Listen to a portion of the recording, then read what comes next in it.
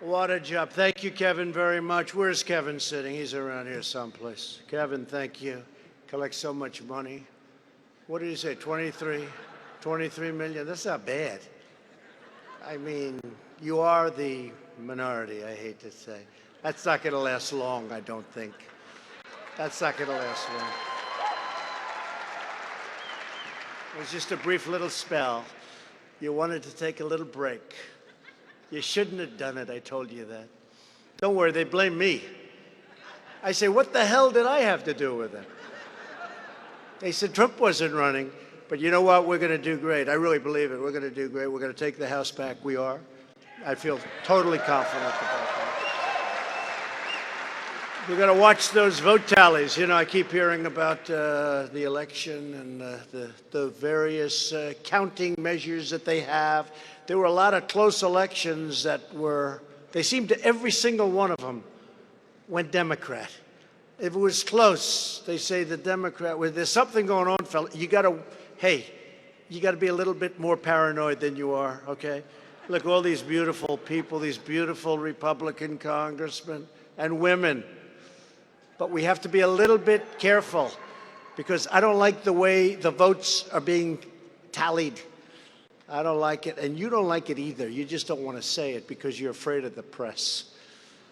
You're afraid of the press, but we have to be careful. And I have to tell you, though, that this is my third one of these, and this is really something. It's thrilling to be here tonight with my many great friends and fellow patriots to support incredible Republican members of Congress, and you are incredible, and you've gone through a lot, and you're tougher and stronger than ever. And I'll tell you, I have never been more unified with you than I am right now for some reason. I don't know what it is. It's true.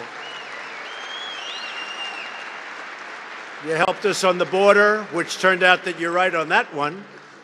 That was when it was a little bit less in vogue than it is today. Now everybody's saying, I told you there was an emergency. But you were there right from the beginning. I appreciate it. I really mean, I don't think I've ever been closer to you folks, the people in this room, than I am right now. More so than I was even a year ago. And it was pretty good then, too. But you're fighting every day for our citizens, our safety, our rights, and our God-given freedom. I especially want to thank the rest of this terrific House Republican leadership team, including Republican Whip, the bravest man in this room, a man who played second base in a game where a shot was hit to him. He had zero range. You know, the Yankees had a guy, Bobby Richardson. They say he had the widest range of anybody. He could get a ball anywhere. Go back to shortstop. He was a second baseman. He had the greatest range of everybody. Steve Scalise had the least range of anybody in the history of second base. And I watched that game, and I said, oh, my God, look, a shot was hit to second. It was hit hard, a really hard ground ball. And he got down, he blocked that sucker. He then picked it up, and he threw it to first. I said, is this a movie we're watching? The first pitch. And Steve Scalise, and let me tell you, Steve Scalise has courage. I was with him that night and his incredible family, his wife, and he wasn't looking so good. And in a short while, and the doctor said he wasn't looking so good. It wasn't such a great prognosis. And I'll tell you what, he fights better than anybody, and he's my friend, and he's your friend, Steve Scalise. Where's Steve? Where's Steve? Thank you, man. Thank you. Thank you.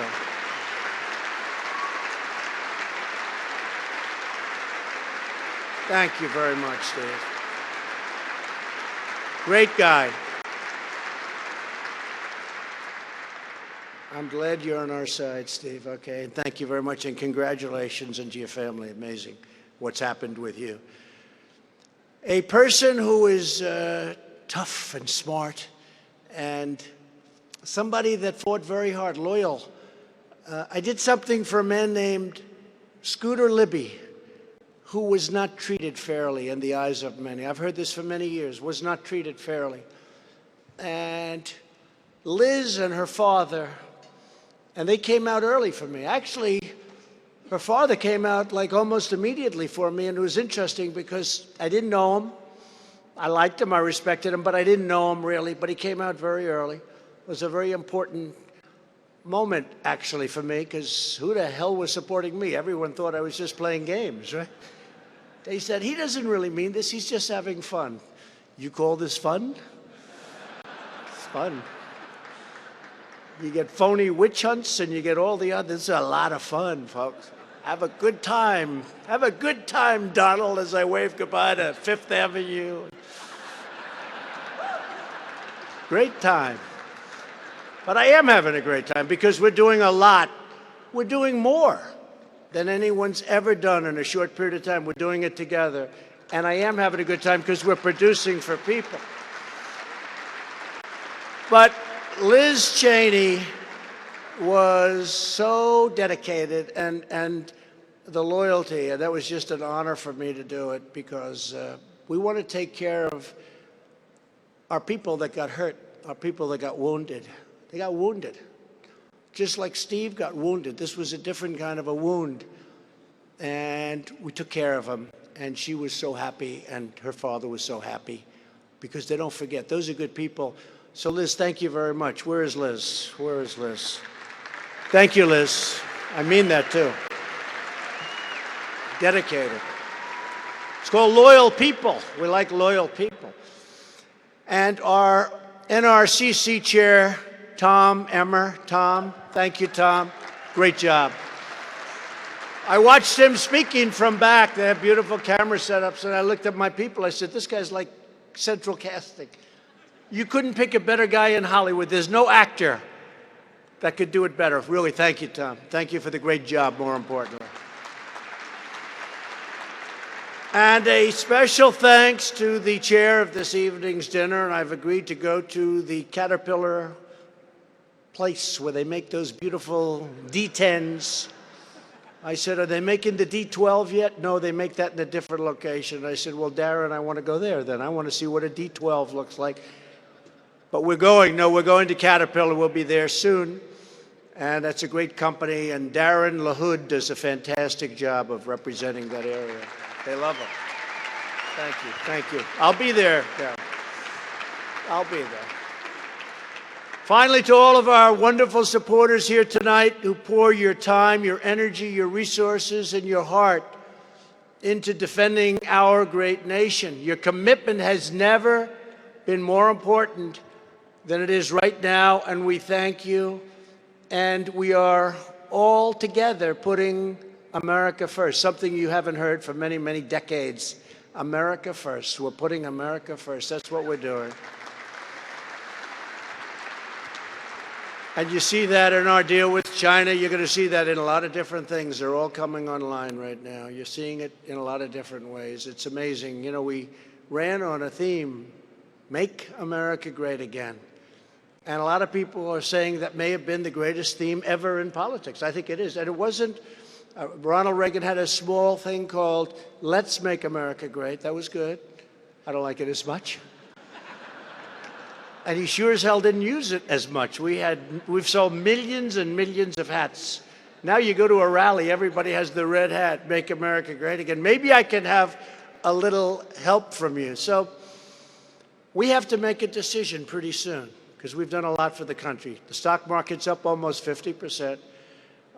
We've gotten rid of the great regulations Kevin and everybody have told you, and the great tax cuts with the legendary Kevin Brady and his group, and we've done all of these things. Where's Kevin? I was actually going to introduce him later, but I'll introduce him right now. Where's Kevin? Thank you, Kevin. What a job this man's done.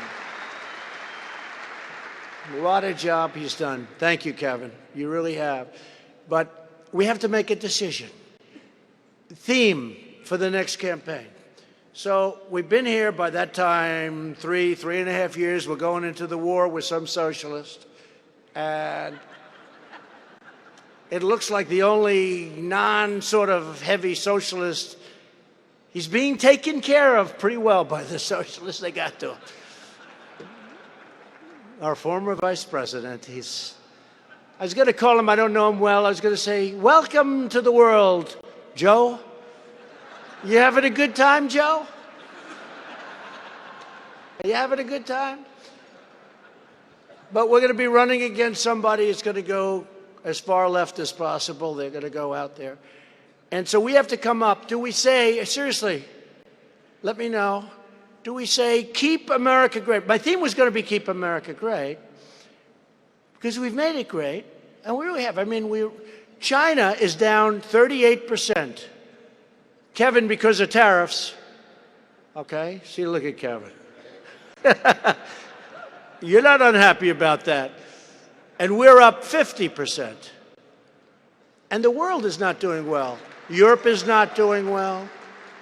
Asia is not doing well, but we're doing well. We're setting records. We should have another record very shortly in the stock market.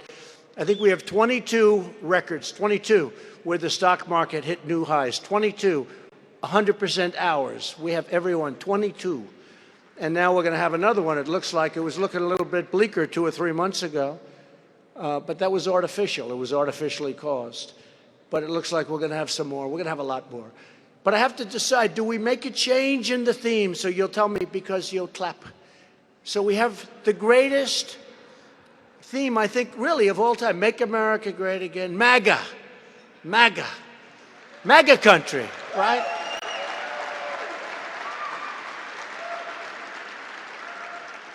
MAGA country. How about the guy from Chicago? The actor that nobody ever heard of. Nobody ever heard. I said, who the hell is that? He said, he got taken out by MAGA country. I said, what the hell was that? I guess that's a hate crime, right? He got taken out by MAGA country. But we have MAGA, and we do have MAGA country. We have people that are so in love with us. We have the greatest base, I believe, in the history of politics, or I wouldn't be here. With all the things I've done, they never wavered. They never wavered. Can you believe anybody else? They'd be down to 2% right now. And we just had our best. We just had 51 and 54. And they say you can add 10. Because 10% of the people love us, but they're ashamed to say that I'm voting for the president. I don't care. They're ashamed. And I said, am I supposed to like that? I do. We'll take it any way we can get it, right, fellas? Any way we can. Actually, in the one poll, we have some great pollsters, unless they work for CNN. That's fake news. You know, polls can be fake news too. But we have one poll where the pollster said, anybody that says, I don't want to talk to you, I don't want to tell you, I don't want to even discuss it. And they also added another 2 words when they call up and they say these 2 horrible words. Anybody in that category, it's 100% vote for Trump. And what they've done is they don't count that. But now this one counts that. It's 100%. We're going to have a great election. The question is, do I go with Make America Great Again, or do I go with Keep America Great? Because we made it great in theory. So you ready? Let's go. Let me hear it. And it is hard. You know, I was seeing the other day, they were saying it's probably the greatest theme in the history of politics. I think it is. Make America Great Again, MAGA. How do you give that up for a new one? CAG. Keep America Great. CAG. I don't know. Maybe it catches on. You never know. You know, at first with MAGA, I never thought MAGA was going to catch on. And now MAGA, everything's MAGA. I even say just whenever I do a tweet, boy, that has kept us in business, those tweets. Huh? It's my only form of defense because the press is 94% against us. 94%. So who likes Make America Great Again?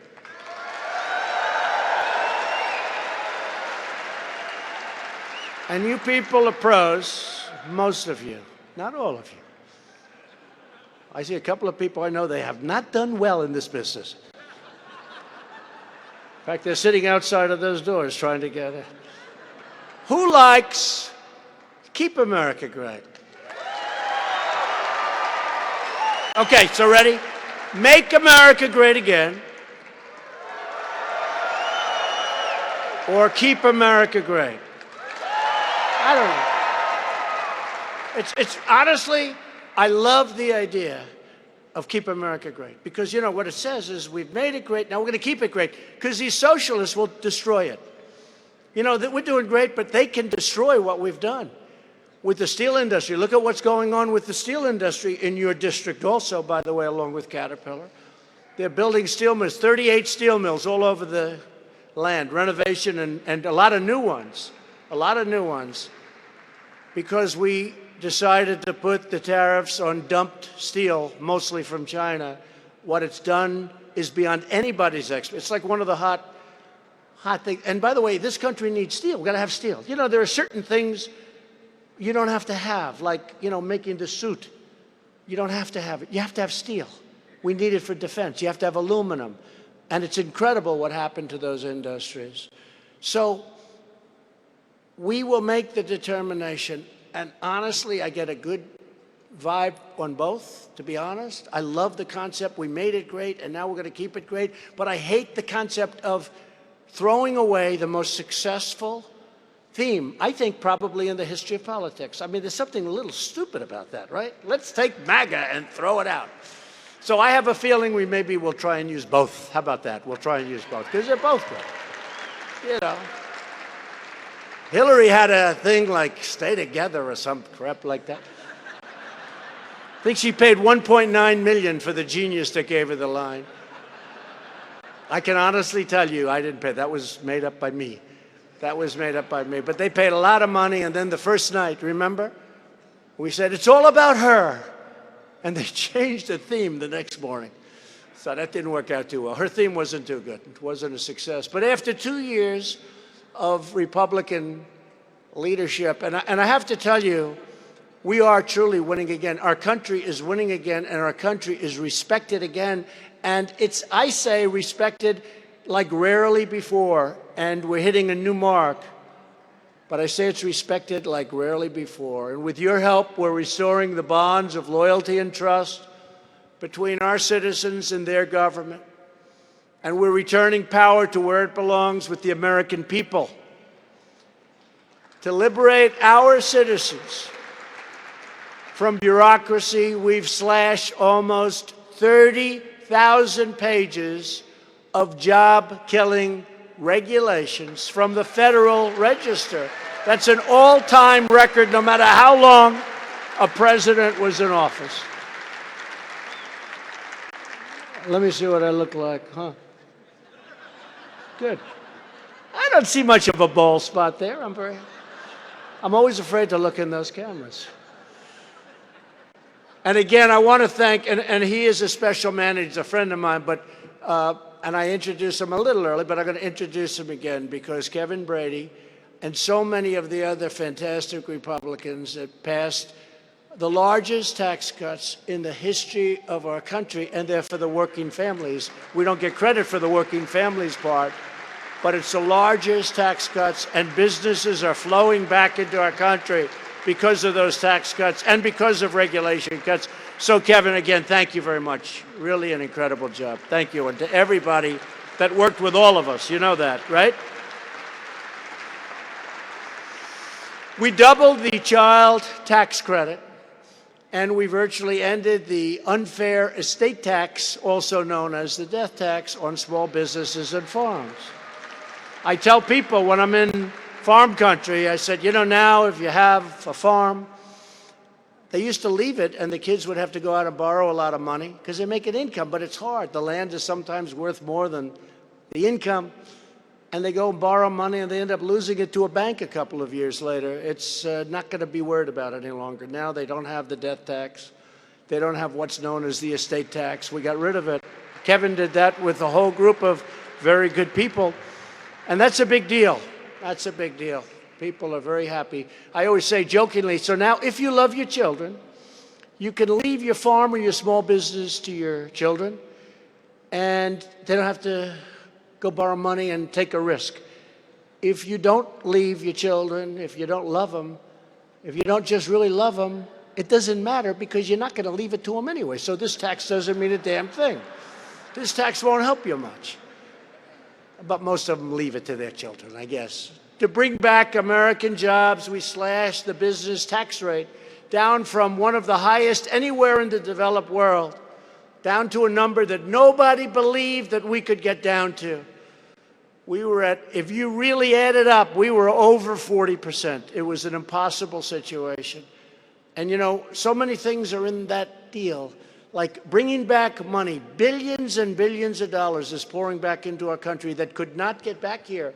It was impossible, not only because of the high tax rates, nobody would bring it back, over 40%, but also because of the bureaucracy, which we killed in our tax plan. So billions of dollars. Apple recently announced $230 billion is going to be brought back into our country from overseas that they would never have even thought of bringing back. And they're going to spend it building new facilities here. That's a lot, $230 billion. And we're fixing broken trade deals to protect the American workers. And we are standing up to China's chronic trading abuses and theft of intellectual properties and so many other things that they've done to us. I don't know how you people allowed this to happen for so many years. You've been here longer than me. But they really have. They've taken advantage of our country. And you know what? I respect them for it. I say it. We should have been doing that to them. I was in China making a speech. President Xi, who is a strong man, I call him king. He said, but I am not king. I am president. I said, no, you're president for life, and therefore you're king. He said, he liked that. So I call him king. I get along with him great, but I was really hitting him hard about how they've hurt our country. And I had 5,000 Chinese people. I'm in China. I'm in Beijing doing this. Can you believe it? And I'm looking down. He's getting angrier and angrier.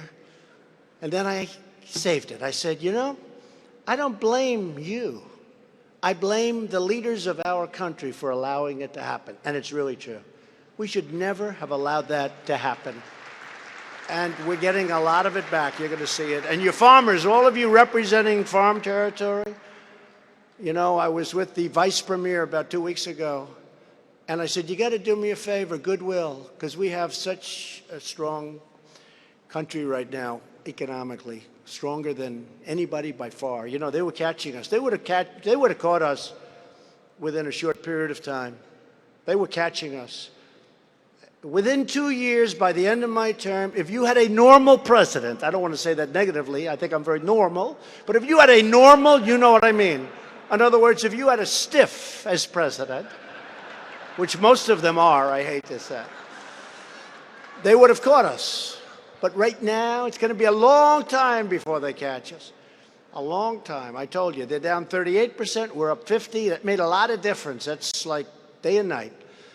But we really have to be strong with these nations because these nations are taking advantage, not just China. Everybody has a trade surplus on us. Almost every nation in the world. When I took over, we lost 8. I said, how are we doing on trade? I want a breakdown. My first meeting. They said, sir, we're down $807 billion. I said, you got to be kidding. No, seriously. I thought they were joking, right? We were down 807. We're losing over $800 billion in trade. We're starting to turn it. We have the USMCA. I hope you guys can get it approved. I mean, the problem we have is that you have a very hostile group.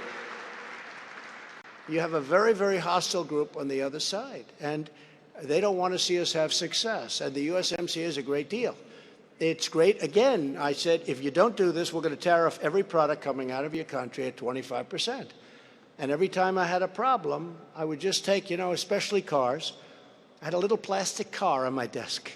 And I'd have the leaders come over, and I'd just take the car out, put it on the front of the desk. They say, okay, we agree. Because the big thing is the cars. Canada's sending us tremendous numbers of cars. They're practically untaxed. And yet they don't take our agricultural product in many cases, and in many cases they charge 297% tariffs. And it's very unfair. Canada is very, very tough. You know, we love Canada. We think of the beautiful song and the ice hockey games. Oh, Canada, isn't it beautiful? But in the meantime, they knock the hell out of us on trade. And they have been doing it for a long time. and they're very tough, and they're not at all nice about that situation. But we've made them nice. We've made them nice. And they're not happy about what happened. But our farmers are going to be able to sell now into Canada, which they were restricted from doing. And they're going to be able to sell into a lot of places. And the vice premier said, when I said, give us a token of affection, he said, we will immediately buy 10 million tons of soybeans. And I looked at Sonny Perdue, who's doing a fantastic job, as you know, Secretary of Agriculture. I said, Sonny, is 10 million tons of soybeans a lot? It sounds, he said, that's a lot. And they started buying 10 million. So the farmers are so incredible. And I saw them interviewed last week. They had a couple of farmers on. We love the farmers. I'll tell you, I'm never going to forget the farmers. They sort of got me here when you think. And they said, well, you know, because China and various of these countries that we're rightfully doing numbers on, because we have no choice what they've done to us. But they're going to start buying at numbers that you've never seen before. But farmers said, we know how badly China has taken advantage of this country. And we may be getting a little bit hurt right now, but we're with the president all the way. They have every single farmer, every person I've seen, they have these focus groups. Every farmer has said the same thing. And you know the amazing thing about farmers? We had a little bit of a soft patch. And I called in a group of 15 or 20 representative farmers. And I wanted to give them help. I wanted to give them aid. And they looked at me and said, we don't want aid. We don't want it. And I said, what do you mean? Because I'm so used to having people come in wanting help, wanting aid, wanting whatever it is they want. And these people didn't want it. They just wanted me to make a fair platform. And I said, I'll never forget this meeting. I will never forget it. Because again, I meet with a lot of different groups. And they're always asking for an advantage. Okay, I'm not blaming anybody. These farmers didn't want, they said, we don't want that, sir. We don't want any help. We just want really a level playing field. I thought it was incredible. I've told that story so many times. So we love our farmers. Let them know we're very close, because you are going to have...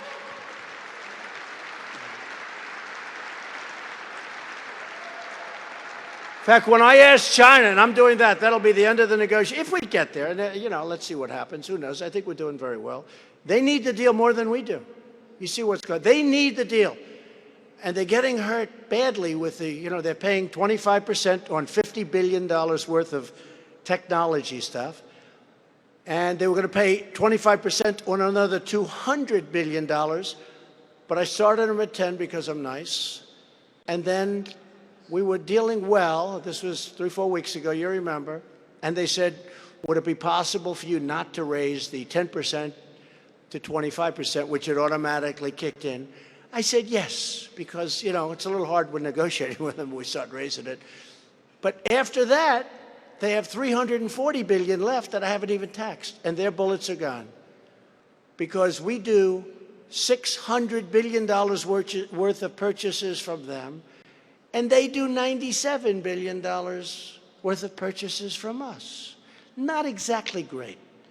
But now they were paying for that, and they were paying big. One thing as an example, on cars, if they sold a car to us, we bring it in for no tax. It's 2.5%, but basically when you do certain paperwork and check the wrong boxes, you pay nothing. Stupid. When we buy a car from them, and we buy a lot of them, believe it or not, it's a 40% tax. So they get 40%, we get nothing. Other than that, it's been a very good deal.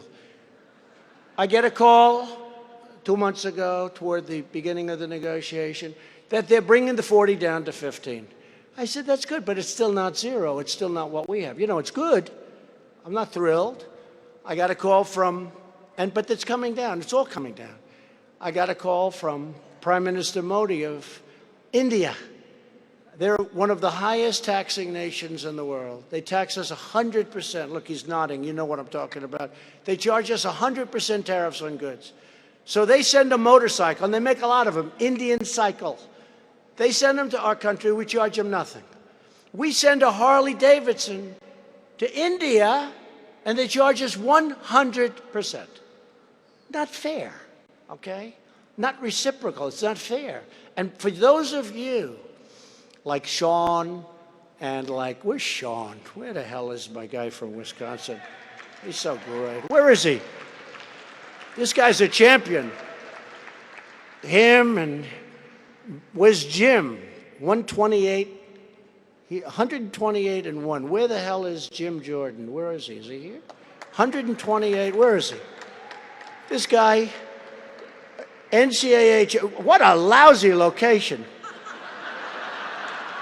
Holy, are you kidding me? Wait, stand up again. I can't see you. It's too far away. I can't believe it. Wow, Jim, I've just lost all respect for Jim. That's 128 and 1 in NCAA wrestling champion. And you know, when you're that good, don't kid yourself, folks. A lot of it's up here, not just here. A lot of it's right up here. And he's a warrior, and Sean's a warrior. And Sean now is working on the Reciprocal Trade Act. If they charge us, we charge them. Very simple. They charge us, we charge them. And I think you're doing great on it, Sean, and I appreciate it, man. Great job. But he's the tree climbing, you know, these characters that go up the trees and they come down. He said, no, going up isn't the hard part, it's coming down. Because if you miss, you're dead.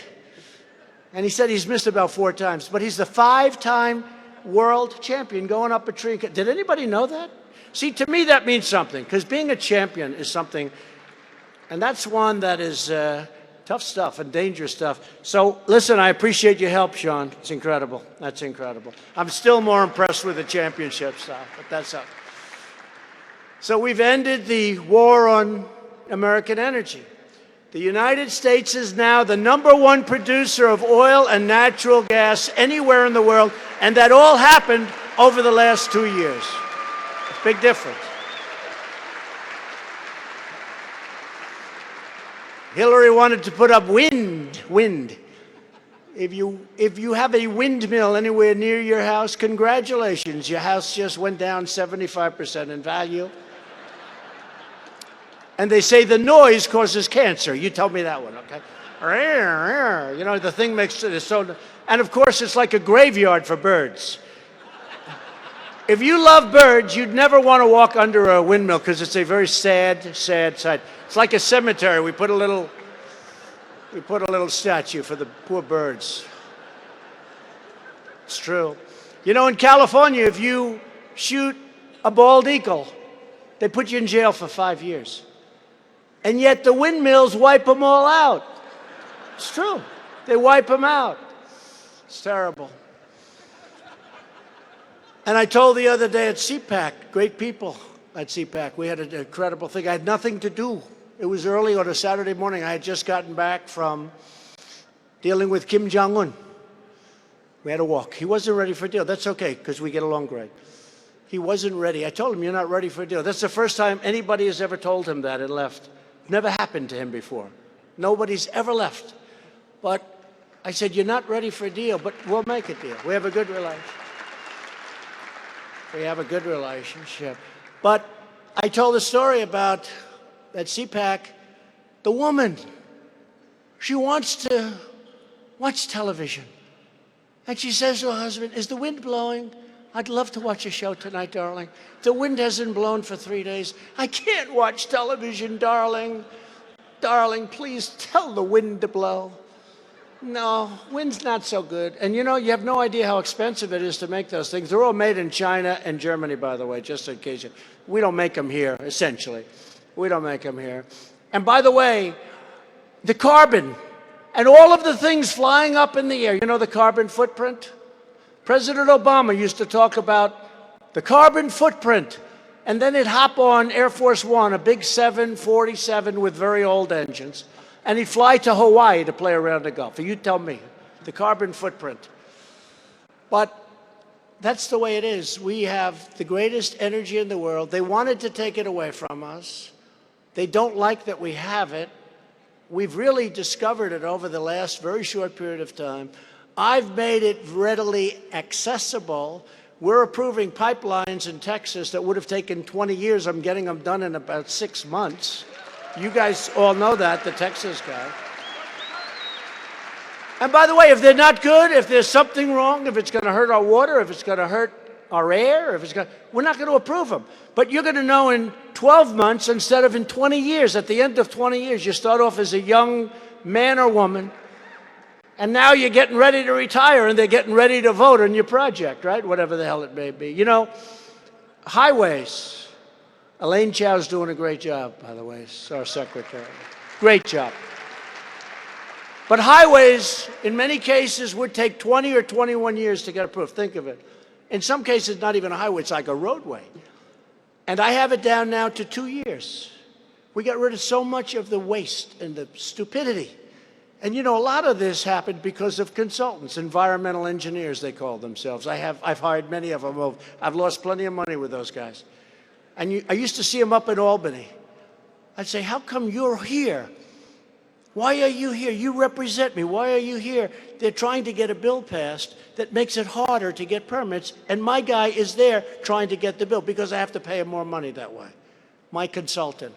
So we took down highways from, in many cases, 20 years till probably, we want to get it down to 1 year and then maybe get rejected. But you'll get it rejected quickly. You're going to know. It's like Jack Nicklaus is a friend of mine. He said, standing over a 4-foot putt, he never missed him. But he told me, Chichi Rodriguez, great putter, he'd get up, he was a character, and he'd just putt, get up, bing, get up, bing. Wouldn't take any time, get up, bing, he had an expression, miss it quick. You ever hear that expression? He was a character, miss it quick. I get up, miss it quick, but he didn't miss too many. But that's what we're doing. We're going to make sure that you get it, and if it doesn't work, we're going to let you know. There was a highway, small highway, in a state where some friends are in this room. It is 21 years. It was going to cost $5 million 21 years ago. Now it's going to cost $900 million, and it took 21 years to get it approved. And it used to be a straight line, right? So if somebody's a little tipsy, they had too many drinks, which is a bad thing, at least they could drive straight. Now, in order to get away from nesting turtles, rattlesnakes, and everything else, that highway is the craziest looking sucker you've ever seen. It's twice as long as it was supposed to be. My father and I would have designed it straight path, point to point, right? But it took, and it cost, you know, I mean, literally almost hundreds of times more than it was supposed to cost. And it's dangerous. People are running into the curb. They don't know how, but they're running into things that they're not supposed to. So we're straightening things out. There are many, many stories like that. The great aircraft carrier, the Gerald Ford, I go to see it. And the catapult system, you know, the catapult, that's where it throws the planes off. So the aircraft carrier is a slight problem. It was supposed to cost $3 billion. It ended up costing about $16 billion right now. It wasn't on my watch, but it's getting close. The President, Gerald Ford, big, the largest ship ever built, they say. It's a massive ship. So I get on there, but they're having trouble with the catapult system because it used to be steam. You've seen it, where the planes go off. Steam, old-fashioned, right? Old-fashioned. So they've decided to go magnetic. Never been done before. And electronic. So it's very, very complex. They have these brilliant guys from MIT, where my uncle was a professor, by the way, for 40 years, brilliant guy, Dr. John Trump. A lot of people find it hard to believe that I had a professor, one of the smartest people in the history of MIT, in my blood. You'd be surprised. A lot of things are surprising in life. But you have to go to MIT to figure out how this damn thing works. So I get to the boat. How's it go? Well, it's okay, sir, but we have a little problem with the catapult system. You know, that's not, like, so good. When we have an aircraft carrier, you can't send planes off the damn thing. Historically, that has not proven to be a good thing for aircraft carriers. So I said, let me see. I didn't want to see the admirals. You get tired of the admirals, because this was a problem. I said, let me see the catapult people. They said, sir, you don't really want to do that. I said, yeah, those are the people that know what the hell they're doing. This thing is $900 million over budget to throw the planes off, and we could have had steam, and it would have been done. And we would have saved hundreds of millions of dollars. So I get the catapult guys, 5 guys come over. Yes, sir. What do you do? Sir, I've been a catapulter. By the way, he's more proud of being a catapulter than Kevin McCarthy, Kevin Brady, and all of you big, high-ranking Republicans are doing what the hell. They would be so bored doing what you're doing, dealing with Democrats all day. That's not fun. But I said, so what do you do? He said, I'm a catapulter. 20 years. Yes, sir. What would you like to know, sir? Very simple question. What's better, an electric catapult or steam? Sir, steam is better. I said, it's better. I said, why is it better? Well, for one thing, the electric goes faster, sir, but it takes you 2.5 minutes to bring the plane to the site. No matter what you do, it's still the same 2.5. So we don't have to send the plane off every second. By the time the steam builds up, we have plenty of time left. That's number one, sir. I can give you 10 other reasons, but another one, sir. If the steam breaks, I can fix it myself with a wrench. If the electronics breaks, sir, we have to send for Albert Einstein to try and fix it. We can't figure this damn thing out. I never saw. This is what happens. This is what happens. This is what happens, I hate to say it, when they make airplanes so damn complex that pilots can't fly them. This is what happens. Now, up to a point you want to go, but we have to be careful. We're spending money on things, and it's almost like they do it just to do it. And we want to be careful. We want to be smart. So we're getting that problem fixed, but it's a hell of a problem. We've confirmed 53 district court judges and 37 circuit court judges who are going to interpret the Constitution as written. Anybody not like that here? Not too many people in this room. I can tell you a lot of people in another room across the way. Along with 2 outstanding Supreme Court judges, Justice Neil Gorsuch and, as you know, Brett Kavanaugh, who was put through a grinder like nobody has ever been put through a grinder. That was so unfair. That was so unfair. And Congress passed, and I'm very proud of this. Where's Greg? Greg Wald. Greg, where are you? We worked hard on this. Greg! Greg! Right? You know what I'm going to say, Greg, because this is a great thing, and I hope nobody in this room has to do it, but, you know, right to choose, right? Right? We have a right. And we did something else with Greg and with everybody. We passed choice for our military. Choice. So we have in one case, choice. We have another, right to try. And I don't know if the people know what even right to try. I kept saying to myself, as I was a civilian, you don't want to use it. You don't want to use it. But I've had friends over the years, they're very ill, terminally ill. And if they have money, they travel all over the world looking for a cure. If they don't have money, they go home, and there's nothing they can do. And right to try, which Greg and everybody was so incredible with, and we got it done, right? That wasn't easy. You'd think it was easy. But, you know, the country had a problem because they didn't want to be sued if it doesn't work. The insurance companies had a problem. The drug companies had a problem because they didn't want it on their record. So we said, well, I'll tell you what, we won't put these people that are so terminally ill, so sick, we won't put them on the record. They said, we like that. We have a separate category. We like that. And then the insurance companies had a tremendous problem, but the country did too. So I said, here's what we do. They have to sign a document that exculpates, that gets rid of all liability to our country because, you know, they don't make it and then they sue our country. And I could never understand why they didn't get this passed, because the law was we don't want to hurt people. So we don't want to give them a cure. We don't want to hurt people. And I'll tell you what, and for all of the people in this room and every one of you who's here, you can feel proud because we have had such success. We have saved lives already, and this is only 7 months ago that we signed it. We've saved lives already with people going, and what it does is it really does. I mean, it's the ultimate test for a drug or for a possible cure. What's better than this? It's been a tremendous success, so we got it done. It's something nobody talks about, but it's something that a lot of people respect. And it wasn't easy. It wasn't easy. So thank you, Greg. That was a great job on that. And we passed VA accountability. So not only VA choice, they're standing in line for weeks and weeks in many cases. Weeks and weeks, think of it. And now, these are great veterans. They stand on line, and now they go, they see a doctor, we pay for it. It doesn't matter. Number one, we do save money. It doesn't matter. We're saving lives. People are ill. By the time they get to the doctor, they're terminally ill, and we're saving lives.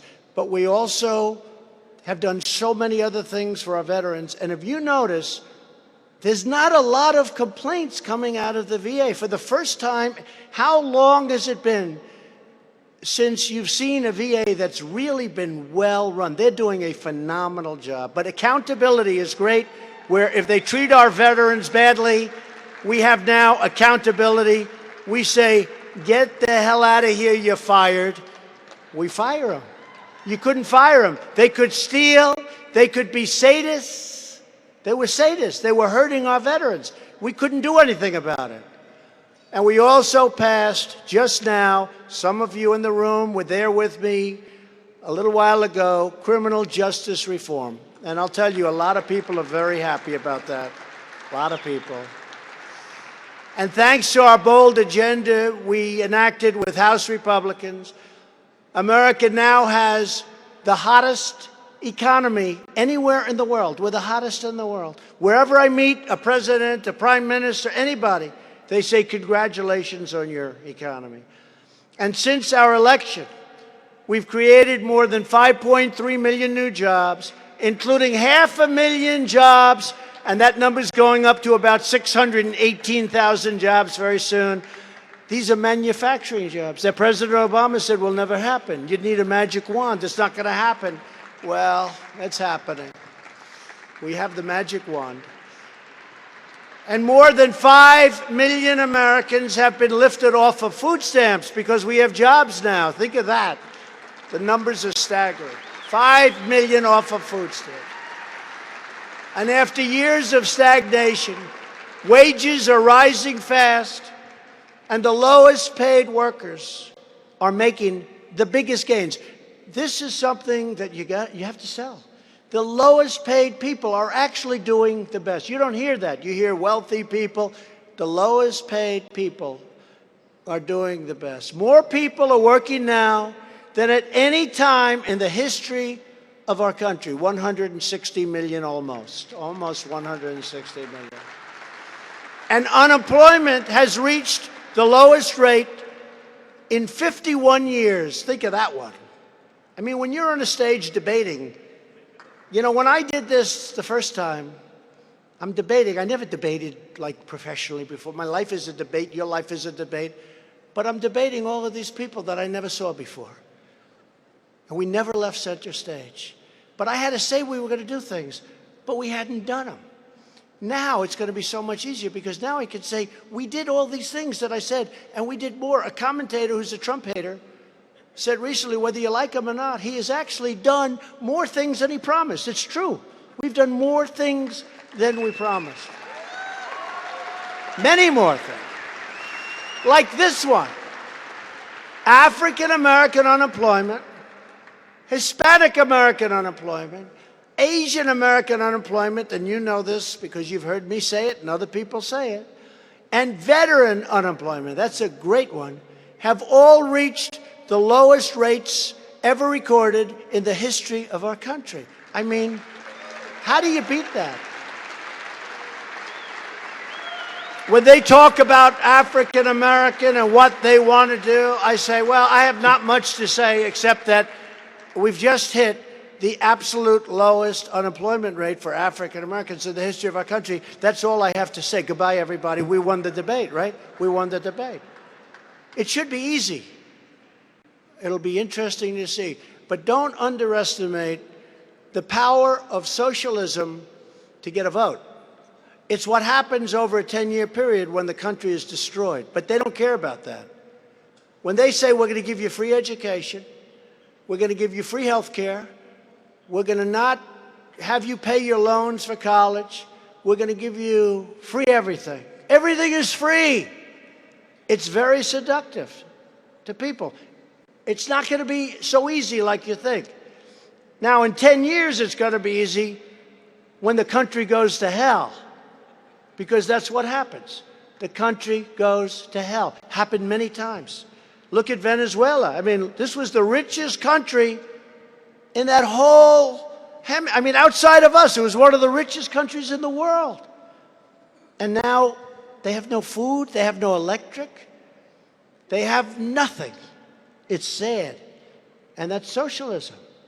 But when you're standing up on a stage and a guy said, we're going to wipe out all costs for education, we're going to wipe out all health care, we're going to give you single payer. They don't say that you're going to wipe out 180 private plans that people love. But it's not as easy as people think. People think it's easy. It is easy in 10 years. It's not easy now. Because a lot of folks are going to say, hey, wait a minute, man, if I vote for Trump, I agree the economy's good, but this guy's giving me everything. Not that easy. So we have to work. We can never take it for granted. We have to explain how bad it really is. We have to do that. But this is a time of extraordinary opportunity for our nation. Extraordinary. That's why in my State of the Union address, I asked new Democrat majority in the House to work with us to rebuild our crumbling infrastructure. And I think we're going to have something. Maybe we can do a bipartisan there. Bring down the cost of health care and bring down the cost of prescription drugs. Bring down the cost. Thank you. I love that you're clapping for that, because we have to talk quickly about health care. To have this power in this room, how often do you get that? And we are going to finally secure our nation's borders. It's happening right now. And I said to Mexico last week, you know, they have the strongest immigration laws in the world. They don't have judges. Somebody gets on their land, they say, get out of here. Now, somebody touches our land, we bring them into court. You need Perry Mason to represent them. They're here for years. They never come back for the trial. They say, let's bring them into court. We'll bring them in. Well, you just stepped on our property. Bring them in. Be gentle. Bring them into court. And it's called catch and release. It may be the dumbest program in the history of the world. You catch them and you release them. Oh, they're wonderful. We've done a great job. And then you're going to come back, sir, in 4 years from now, January 14th. You're going to come back and we're going to give you a trial to see whether or not you can stay. But in the meantime, we're releasing you into our country. Now, only 2% come back for the trial, okay? And those are not the smartest ones, to be honest with you. The ones that come back are not the smartest ones. The 98% are much smarter than the 2% that come back. It's terrible. But I said to Mexico, listen, you have the strongest immigration. They don't have courts.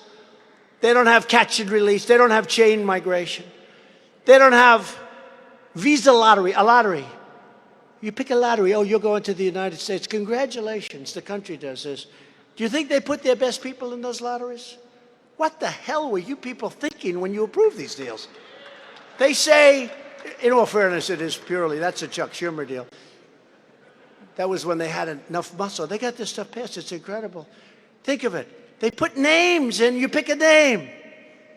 Ladies and gentlemen, I'm proud to announce so-and-so. I don't want to use names because I'll get in trouble, because it's always somebody's going to leak this whole damn speech to the media, to the fake news. So I won't use the name that I'm thinking about. Congratulations. And then you find out he's a stone-cold killer, served many years in jail. These are the people they give us. What do you think? Do you think they're going to give us their finest? They don't give us. And we take them in. Congratulations. Crazy CNN, they had a reporter. They're walking up. I mean, how bad? I mean, how bad? Now they're saying, we were never against him with respect to collusion. We were just reporting the news. You see that? That's their new theory, you know, that they weren't, in other words, that they were fair. Yeah, they were fair. But they're interviewing this group of people. And what are you coming to the United States for? A woman says, well, I'm coming for my daughter. Okay, that's very, what are you coming? Then they go to this man, a little rough looking. And what are you coming for? Asylum. Oh, why? I murdered someone. Oh. The woman goes like, what? You murdered? Anybody see that? I murdered someone, he said. Right? You saw it. And she's like, oh, man. Okay, back to headquarters, please. You know, because they're trying to say how good everybody is. These are wonderful people. And some of them are wonderful people. Remember when I made my first speech in Trump Tower coming down the escalator with our great First Lady that everybody loves? Everybody loves our First Lady. And I talked about different things. And I mentioned the word rape. And everybody thought it was a great speech. And then about 2 days later, it was like sort of a delayed reaction. 2 days later, they said, he said rape. He said all sorts of, let me tell you, and I took heat. Do you remember the first 6 months? Man, were they killing me in that speech. It went from being a great speech to being a disaster. And now you look at that speech and you see what's happening. And that speech was so tame compared to what really is happening.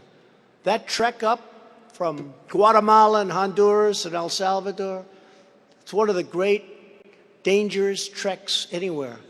And Mexico has now, because they don't want the border closed, because Mexico makes a hell of a lot of money off us. They took 30% of our car business. I wasn't here. The new USMCA will stop that. No more car companies are going to Mexico when they sign this deal. No more car companies. That was the most important thing for me. So now Mexico, I said I'm closing, and I really wanted to close it. But now Mexico is saying, no, no, no, first time in decades. We will not let anybody get through. And they've apprehended over 1,000 people today at the southern border, their southern border. And they're bringing them back into their country. I said, why the hell didn't somebody do that in the first place? But they don't want the border closed. And you know who else doesn't want the border closed? The Democrats. They don't want the border closed. And I agree, it's going to be a big toll. But trade and commerce and making money for our country, it's all very important. But to me, the most important job I have is the security of our country, even more important than those other things that I talk about a lot. It's the security of our country. Instead of choosing greatness for America, House Democrats responded with radicalism, resistance. Resist, that's their theme. Make America great again is ours. Theirs is resist. You don't know what the hell they're resisting. They go around saying resist, and they do resist. Revenge, crazy hoaxes like we just went through, and ridiculous conspiracy theories. We have just incredible when you see what is coming out. And while Republicans are working every day to empower the American people, the Democratic agenda is all about themselves. That's all they think about is themselves, okay? It's a disgrace what's going on. It's a disgrace. I said to somebody that's been here a long time, you people would know better than anybody, some of you that have been here, has it ever been this bad? And they said, well, they said, yes, it was. They said during the Clinton impeachment hearings, it was worse. They said there was another time in the 1880s when it was worse. A couple of people were shot, you know. Even you people wouldn't do that. And the Civil War, who could forget? I would say the Civil War was bad. And by the way, speaking of Civil War, where's Doug Collins? You're another warrior. Where's Doug Collins? Where the hell is Doug? Man, he's up there fighting. Doug, thank you, Doug. Warrior. Where's Mark Meadows? Another warrior. Where's Mark Meadows? Where the hell is... Oh, don't tell me he's got one of those bad seats. Are you with Jim Jordan? That's the Freedom Caucus. What the hell happened to you guys? They're great guys, they are. Everybody in this room, as far as I'm concerned. Nearly 100 House Democrats are promoting the biggest socialist takeover in U.S. history. That's what's happening. The Green New Deal, it'll cost $100 trillion. Nobody has any idea what that means, $100 trillion. I have wealthy friends, they say, write out $1 trillion. They have no idea. They just keep growing. Nobody has any idea. The Democrats are also proposing a massive government takeover of health care that would ban private health insurance. And that's a tremendous thing for us to run on, because people want, we have 180 million people that want that. The Democratic plan would destroy American health care, bankrupt our country. Oh, forget it, not even close. And take away your private doctors. Now, I'm only afraid that we're going to be too hard on the Green New Deal, and they're not going to do it, because I want them to do it. We don't want to have them knock it out before we get to run against it. So let's take it easy. I'm actually saying it's a wonderful thing. The Green New Deal, done by a young bartender, 29 years old. A young bartender, wonderful young woman. The Green New Deal. You know, but it's crazy. You know, the first time I heard it, I said, that's the craziest thing. You have senators that are professionals, that you guys know, that have been there for a long time, white hair, everything perfect, and they're standing behind her and they're shaking, they're petrified of her. We support the Green New Deal. How about the woman from Hawaii, the senator from Hawaii? Highly nice woman, right? Oh, I'm glad I didn't say it. I'm going to get great points from my wife for not saying that. But she was so angry to men, right? Remember, she was screaming at men.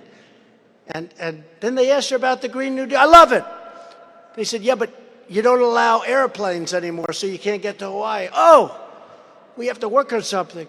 So somebody jokingly said, we'll build a train to Hawaii, and she actually thought it was a decent idea.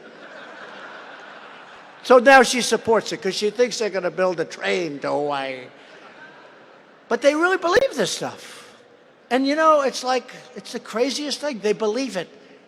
And we will have to do something. But don't do it too early, please. Don't kill it. Because we want to be able to run against it. If they beat me with the Green New Deal, I deserve to lose. So.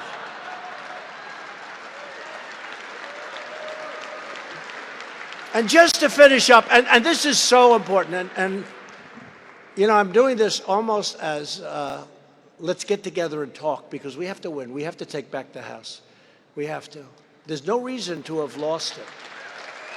And what really lost it and really helped us lose it was health care, because we didn't have an alternative. We just said, well, let's not talk. Somebody came out the other day, they asked a Republican 2 weeks ago, health care, and he turned off the mic. Well, I'm going home now. You can't do that. You got to confront it. We'll be the party of health care. Republicans should not run away from health care. You can't do it. You're going to get clobbered. And I have an idea, and I think it's great. I spoke with Kevin about it. I spoke with a lot of your really top people, smart people, and they love it. I spoke with the Senate about it. I spoke to Mitch about it. Mitch didn't like it, but then he found out when we're taking the vote, right after the election. He said, oh, I like that idea. And I understood why he didn't like it at the beginning, because it's been a tough subject. It's been a subject, stay away. If we stay away from that subject, we're going to lose. We're going to lose. We can't stay away. It's too important. It's too important. Because the Democrats, you know what? We have the border. We have, if you look at it, we have the immigration, but we have a lot. We have the crime. We have the police. We have the military. We have so much. They have health care right now. We have to take that away from it. We take that away. We take that away. We will not even come close. So here's the concept. We have to protect and cannot run away from a thing called pre-existing conditions. We can't do it. You're going to get clobbered. A friend of mine is running in a certain state. I'm not going to embarrass him. He's got a 20-point lead. He's running for governor. 20-point lead, it's over. About a month later, I say, hey, the election hadn't taken place. I said, how is it going out there? How's he doing? Sir, he's 20 points down. Wait a minute. He was 20 points up. What are you talking about? No, sir. Right now, he's 20 points down. He's getting killed. I said, why? because he wanted to terminate pre-existing conditions. Well, that was a poll. This is a guy, he ended up getting clobbered. He had an easy race. He was already buying the carpet for the mansion. Not our mansion, a different mansion. And guess that didn't work out too well. And I'll never forget 5 governors sitting in front of me. I was making a speech, very conservative governors. And I said, because I hadn't really taken a position, but I think we have to go with the pre-existing. And I'm making a speech, and we will support, and the Republicans cherish pre-existing conditions. And these 5 Southern guys down there, they're looking at it, what the hell was that all about? And I told them, I said, we have to support it. We should support it. We're doing the right thing. And if you don't support it, you have no chance of winning. I mean, I just want to be blunt. You have no chance of winning. The Democrat plan will be devastating to the people with pre-existing conditions. We have great talking points. The Republican Party will be the champion of pre-existing conditions. You have to do it. Some of you like it, some of you don't, but you're going to have to like it. Not only for politics, it's the right thing. We want to be the party of great health care. I am right now working with people, and here's the key to all of it. I'm right now working with people in this room, knowledgeable leaders in Congress, and with experts in the administration. I have a couple of people, one in particular, who is a total healthcare genius. This person knows more about healthcare and loves the subject, loves it. To come up with a great healthcare plan that is far less costly to the people, not to the government, to the people, far less costly than Obamacare, with deductibles that are far lower. The deductibles are so high that nobody gets to use it unless you're in serious condition, so serious that, frankly, the last thing on your mind is health care. I will be asking that this be my first vote. Immediately after the election, we are going to regain the House because of health care and other things. The border, the military, the police. They're for open borders and crime. We're for great borders and merit-based immigration. Merit-based, so they can help our country and help our companies that are all moving into our country and need people to work. We're going to keep the Senate, and we're going to keep the presidency, and we're going to bring back the House. So essentially what I'm saying is we're going to come up with a health care plan. We're not going to vote on it until after the election. We'll all promise it's going to be our first vote, because we blew it the last time. Man, I was fed a bill of goods. I want to tell you, some of you I'm still a little bit angry, but not all of you. It wasn't even your fault. But we should have done it when we had the position. But we're going to get it back. And it's going to be a better plan. So we're going to give a great health care plan. And we're going to go and campaign on that plan with the understanding that if we win, it's going to be much less expensive than Obamacare and much more usable in terms of deductibles. And what's going to happen is we're going to promise the people that if you vote for us and if you vote for you, all of you running, that we're going to vote for this, it's going to happen, but we have to get back the House. You know what? You're going to win back the House. I think it's going to be one of the strongest things you have. Because people don't like Obamacare. We forgot about it. We had a very, very unfortunate vote by somebody. We were close. We were so close. One vote away. One vote away. But it didn't work. But this is going to be something, I think, that has even more potential. It's going to be a better plan. I already know what they're doing with it. And we're going to use it. We're going to campaign on that plan. And it's so much better than Obamacare. Now, here's your alternative. Turn off whatever they talk about health care. I don't want to talk about, oh, it's a bad, because, you know, I know it's a tough subject. But we have a great advantage here. And we vote right after the election. It's going to get a lot of people elected, and you're going to be doing the right thing. Additionally, we'll be knocking the Democrats' socialistic single-payer health care plan with all of the disastrous flaws including all of those great Americans that are going to lose their plan. Remember, you can have your doctor, you can have your plan. I mean, so many lies, so many lies. So you're going to be campaigning against very negative things. You're going to win your elections because of health care. And a lot of people were upset with me because I announced this like a week ago, and I didn't want to waste my time by calling people. I didn't want to call the leaders other than Kevin. I'd be afraid not to call Kevin. But I didn't call people. They said, well, I don't know anything about it. I blame myself a little bit. But now they love it. They really like it. You're going to get elected because of it, and you're going to be doing the right thing. It's a great incentive for the voters to vote for you.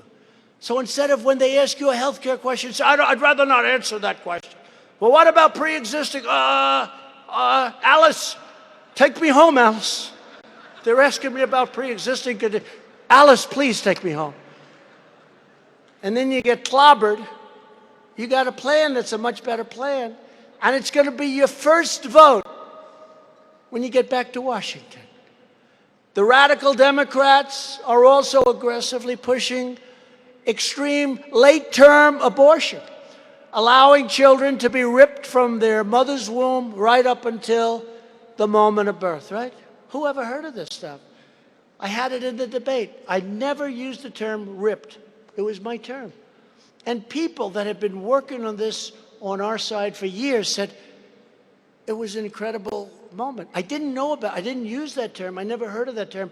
I thought of it during the debate because Hillary Clinton was so staunch on abortion and rights abortion. And I said, according to Hillary, in the 9th month, you can rip. That's where it came up. Does anybody remember that debate? They say that was like a big moment.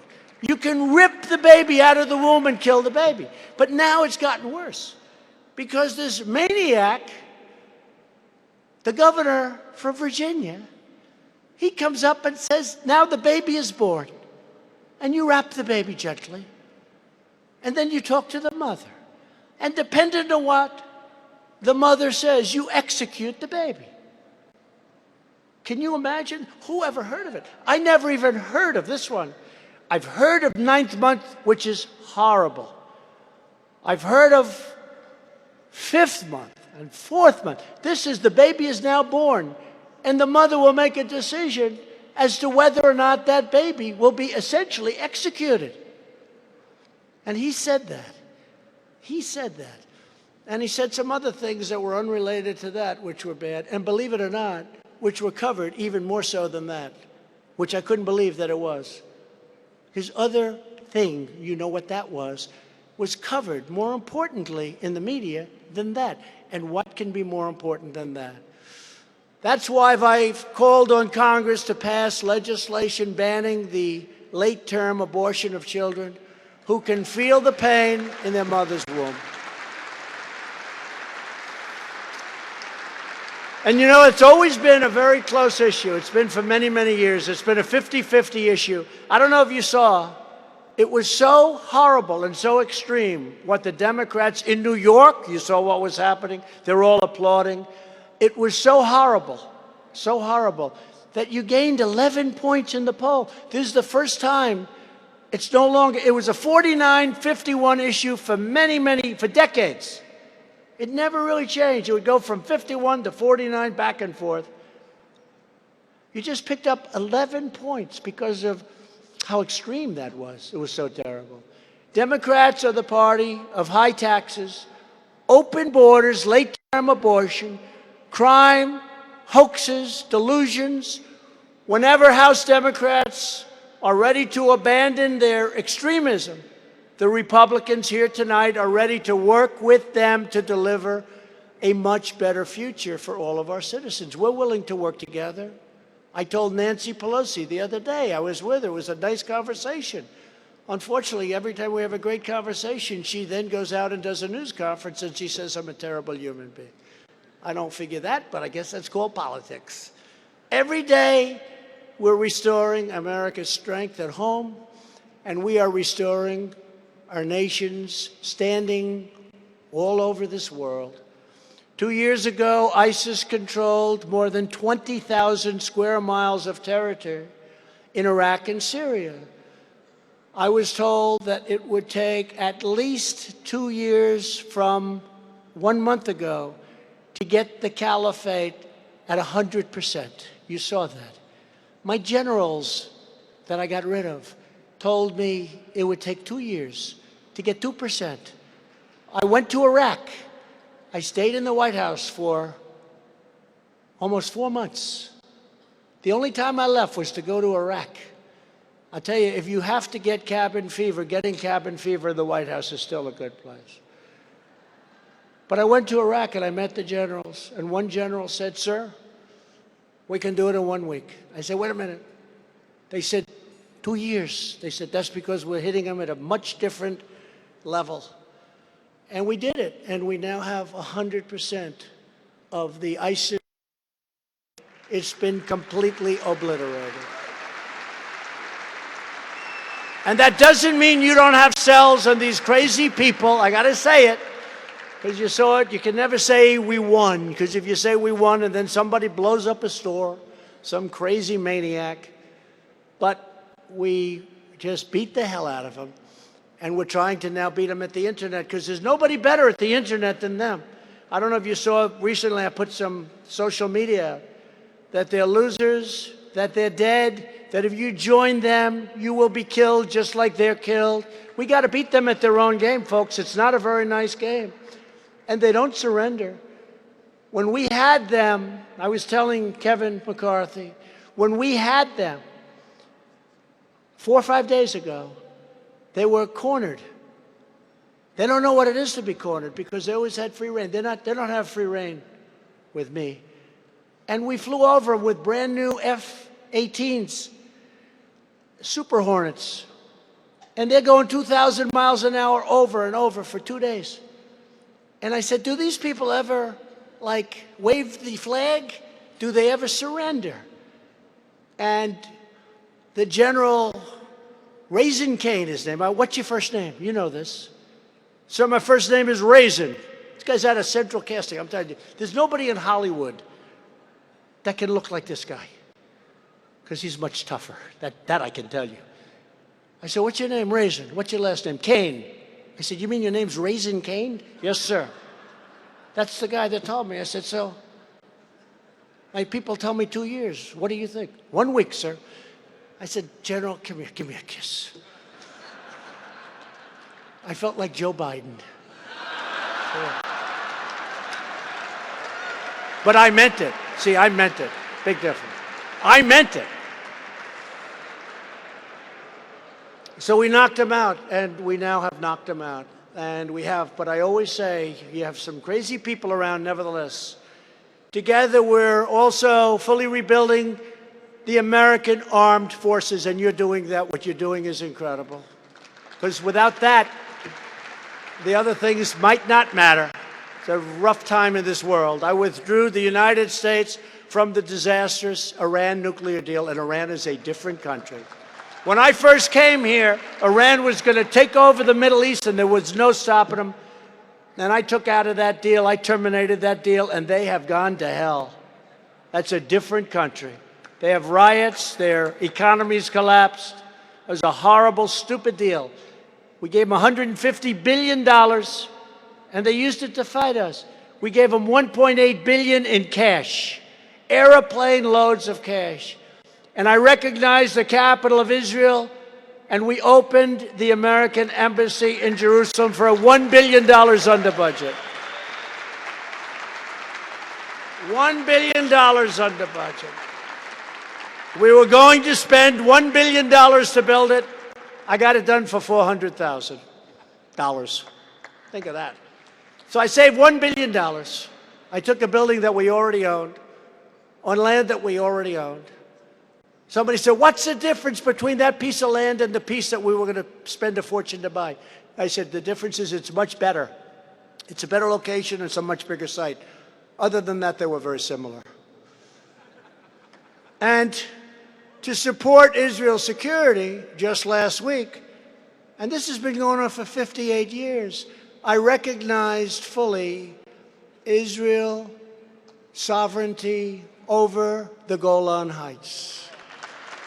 58 years They've been talking. They've had committees, they've had meetings, they've had 32 different meetings. And it's talk, and they never do it. So we did it. And I'll tell you what, I don't know about the United States. I think we're doing well, but I can run for the Prime Minister of Israel. That's what they tell me. I think I'm at 98% in Israel. You better be careful. I'll leave here and I'll go run in Israel. The United States has also taken decisive action against the brutal socialist dictatorship in Venezuela. That's a horrible situation. And America once again stands with the people of Cuba, Nicaragua, and Venezuela in their righteous struggle for freedom, and we're helping them out. So we're gathered here tonight at a very pivotal moment in our nation's history. That's true. This is a very important moment. You know, we have forces going against this country from within that can destroy this country. If we lose this election, you know, when I go out to make a speech, I meet people. I don't get to see too many people, but I meet people backstage going on. And they'd say to me, "Thank you, sir, for saving our country." They're talking to all of us, by the way. "Thank you, sir." A man came up to me a week ago. We were in Michigan. We had a tremendous crowd in Michigan, right? Is that right? That's a good group. Great crowd. And this guy looked like he never cried in his life. He looked like a football player, big, strong guy. And he was pouring down tears as I'm getting up ready to speak. I'm walking by, and he was there. And he said, "Sir, thank you for saving our country." And I used to be surprised, because I've been hearing this for a year and a half. I used to be surprised. You know, it's a big statement. And they're oftentimes crying. And they're people that don't cry. These are not criers. These are people that are real stalwarts. They're not crying. Nothing wrong with crying, but they often are crying. And I've heard it so much. We have an election coming up that if something bad should happen with this election, we could lose the country. We really could, because these people are stone cold crazy. What they want to do to our country would be overwhelming. It would be horrible. So we have no choice. We have to win. We really have to win. Now, it could be they start moving in a different direction, but I don't think so. It looks like they're only moving one way. The majority of American people support our common sense agenda, and Americans do not want to risk their prosperity or our prosperity. They don't want to risk their children's future. They don't want to risk their wealth. They don't want to risk their 401ks, where they're up 50, 60, 70, 80%. I talk about it all the time. They feel like financial geniuses. They've never been there before.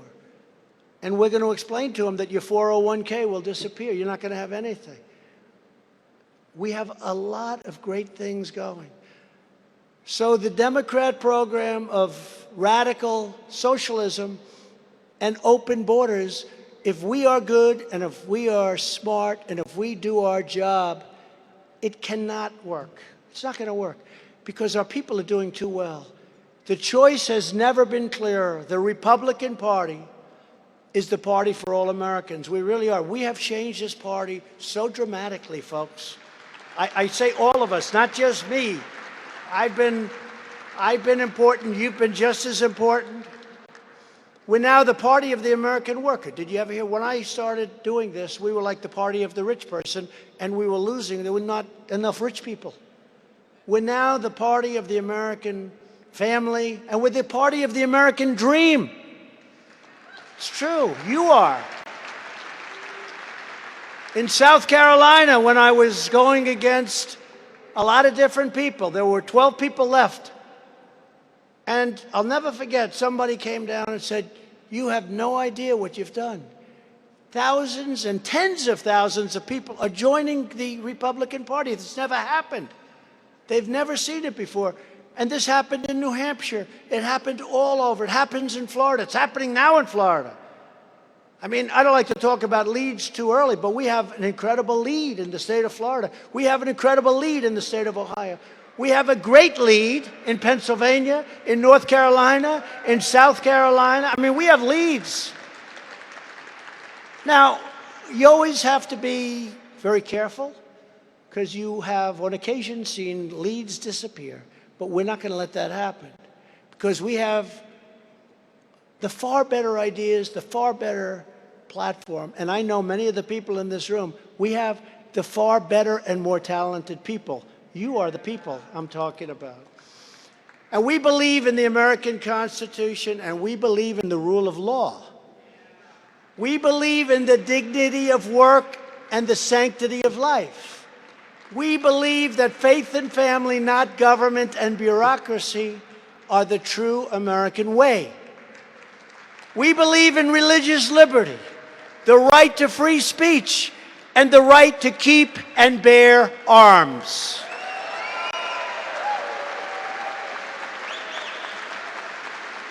We believe that children should be taught to love our country, honor our history, and always respect our great American flag. And we believe in the words of our national motto, "In God we trust." We're not going to lose that. We're not going to lose that. People want to play with that. They're not playing with that one. They want to play with that. You know that. We're not playing with that one. In God we trust. We fight on behalf of hardworking citizens who pay their taxes, follow our laws, raise their children, protect our communities, and made this the greatest nation ever to exist on the face of the earth. And we're doing better now than we've done in decades and decades and decades. This land is our home. These American patriots have always been loyal to our country, and we will forever be loyal to them, forever. Every day for the next 19 months, we will keep on fighting, we will keep on working, and we will keep on winning, winning, winning for the American people and for yourselves. And for yourselves and your families. With your help, on November 3rd, 2020, Republicans are going to win the House, we are going to win the Senate, and we are going to again win the White House.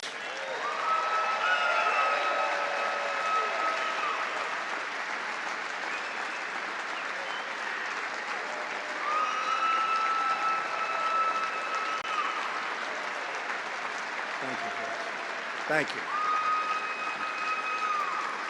And together with the love, prayers, and devotion of everyone in this really warm and incredible room, and millions of patriots across our land, we are going to make America great again. We are going to make America greater than it's ever been before. And we are going to do it not just for you, not just for your friends.